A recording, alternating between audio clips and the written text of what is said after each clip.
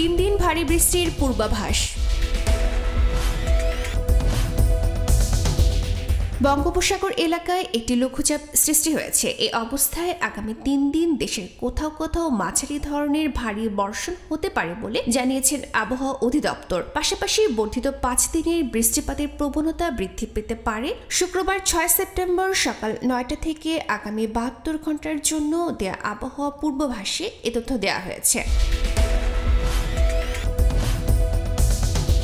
আবহাওয়াবিদ doctor Mohammad Abul Kalam Mallick স্বাক্ষরিত বিজ্ঞপ্তিতে জানানো হয়েছে, পশ্চিম মধ্য বঙ্গোপসাগর ও তৎসংলগ্ন উত্তর পশ্চিম বঙ্গোপসাগর এলাকায় অবস্থানরত লঘুচাপটি ঘনীভূত হতে পারে। সেই সঙ্গে মৌসুমী বায়ুর অক্ষের বর্ধিতাংশ ভারতের পাঞ্জাব, হরিয়ানা, উত্তরপ্রদেশ, বিহার, পশ্চিমবঙ্গ ও বাংলাদেশের মধ্যাঞ্চল হয়ে আসাম পর্যন্ত বিস্তৃত রয়েছে।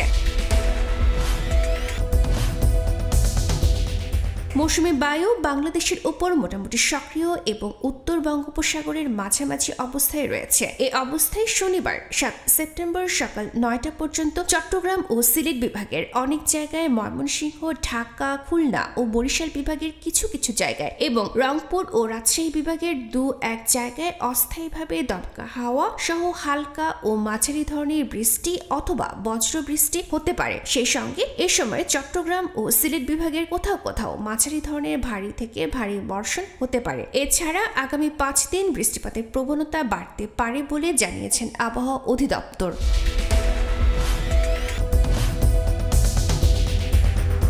টেস্ট রিপোর্ট, গণমানুষের আওয়াজ।